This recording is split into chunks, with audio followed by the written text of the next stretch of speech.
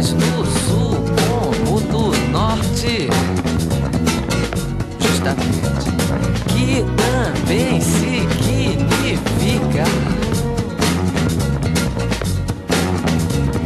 Deus é quem decide a minha sorte.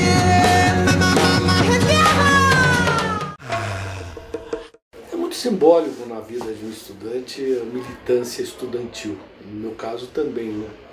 Minha primeira militância foi no CA 22 de agosto. Um espaço de muita vida, muita ebulição de ideias, de muita vida de estudantes ali que disputavam a política na época, né? Eu estou falando, eu entrei na faculdade em 1968, que é o ano, 50 anos atrás exatamente.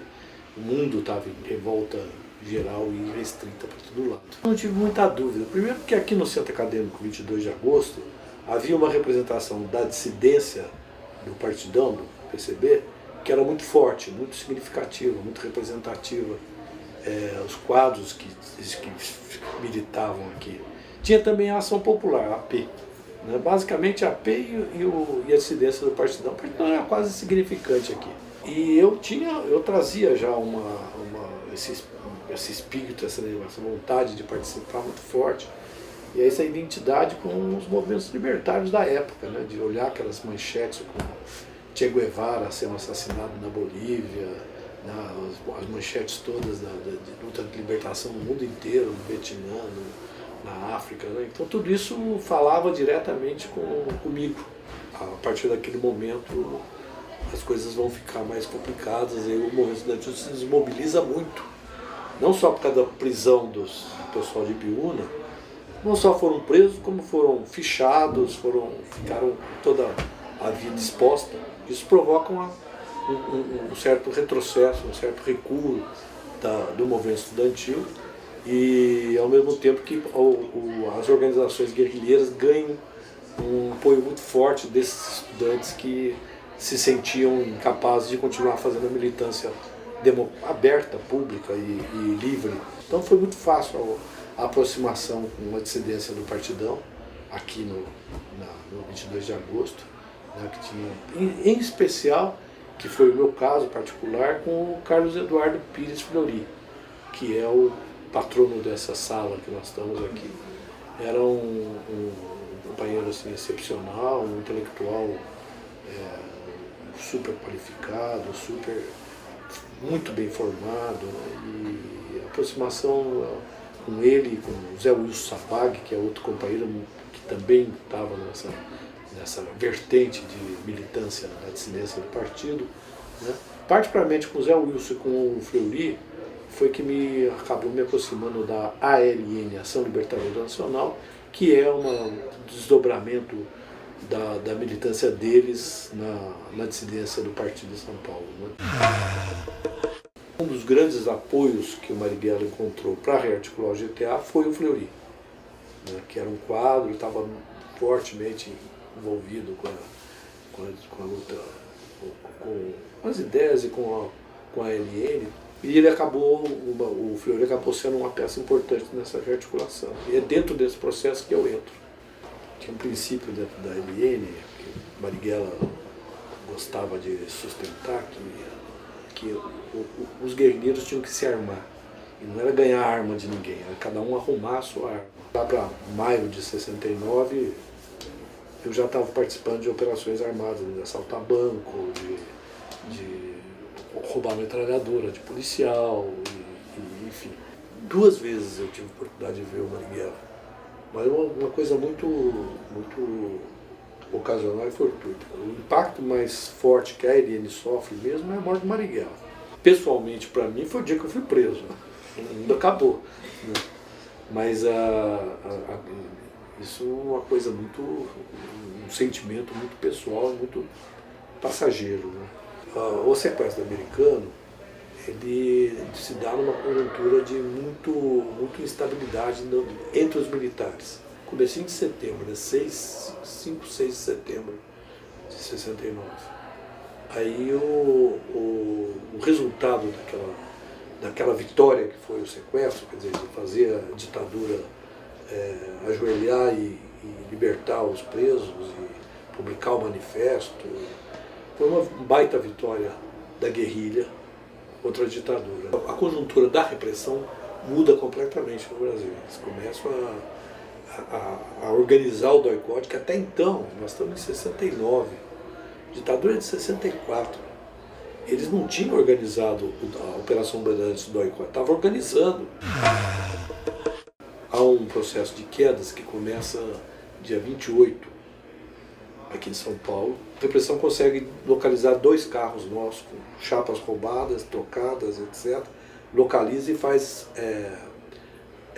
monta lá uma operação de cerco e 2 companheiros nossos são presos, um foge, o outro morre. Dia 29 eu caio num ponto, eu tinha um ponto marcado com um dos companheiros e ele foi preso e ele abriu o ponto. A repressão em 69 tinha muito pouca informação sobre como é que funcionávamos, quem éramos, como é que... Então eles tiveram uma prática na época de prender vivo para poder se informar, saber como é que era, como é que não era, tal. A partir de 71, especialmente 72, eles já construíram uma outra regra, que era quem participava dessas operações, etc., particularmente quem tinha sido banido e tinha voltado, eles começaram a matar, estavam condenados à morte. A tortura começa a se difundir à época, no final de 68, como também tem o AI-5 e tem um processo de recrudescimento da repressão muito forte. Desce já dentro de um corredor polonês, ou seja, você desce do carro levando pancada o corpo inteiro tal, e carregado lá para dentro do prédio da Operação Bandeirantes, no primeiro andar. Tinha uma sala lá de tortura, eu vou direto para essa sala de tortura, tinha o pau de arara, eu vou direto para o pau de arara. No Tiradentes convivemos mais com os presos políticos, ali tinha também presos comuns, que habitavam, ali tinha uma coisa de classe, né? Tinha um chamado Corró, que eram os bandidos que ficavam lá embaixo no porão, ali era um depósito de presos do Esquadrão da Morte. Eles tiravam os presos de lá e levavam para matar. Ali no Tiradentes, aquele período que nós ficamos ali no começo, no final de 69, os primeiros meses de cadeia nosso, a gente ajudou a fazer uma denúncia muito forte disso, de que o esquadrão tirava os presos de lá. Então, alimentamos muito o Ministério Público com essas denúncias à época. Entre nós, todo o debate, toda a nossa acumulação, é a gente continuar discutindo o que nós estávamos fazendo, o que a organização estava fazendo. Uma das coisas mais consistentes que nós construímos, além de denúncias de tortura, aquele documento dos 233 torturadores, que foi a primeira vez que o Pasquim publicou, tal, foi construído assim, dentro da cadeia. Um outro documento que é importante, que nós construímos lá dentro, que mostra esse processo de acúmulo, que a gente foi ao longo do tempo tendo capacidade de produzir, foi formulação teórica e debate político com a igreja, etc., que tinha gente nos defendendo. O Dom Paulo, por exemplo, era considerado um grande defensor dos presos políticos. Tal. E o Erasmo Dias, o coronel, ele criou uma tese de que existiam presos políticos recuperáveis e presos irrecuperáveis. Né? Então que tinha que tratar os irrecuperáveis de um jeito e tratar os recuperáveis como de outro jeito.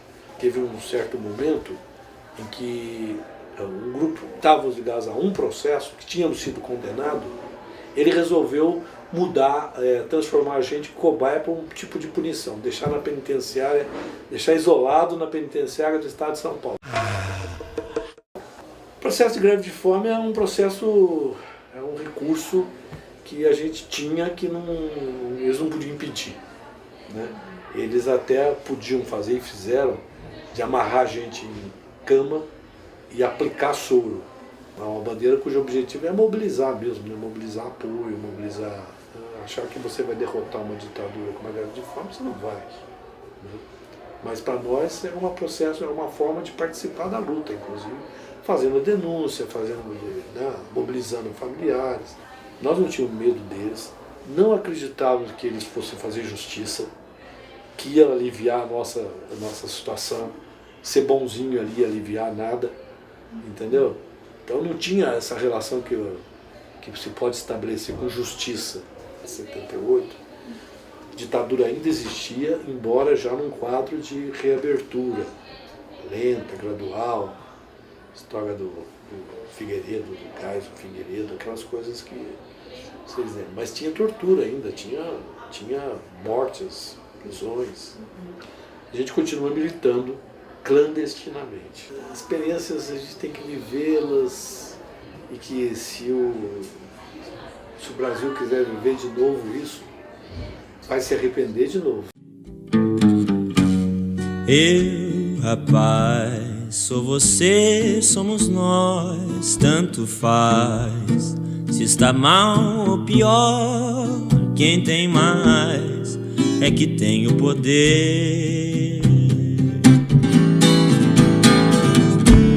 de narrar como a história irá se contar, e ninguém é capaz de opinar se ouvir só um lado. E se olhando com calma, o buraco está bem mais embaixo. Vai ter Copa, vai ter Carnaval, mas continuo errado. Nada é justo ou injusto, senão a justiça de fato.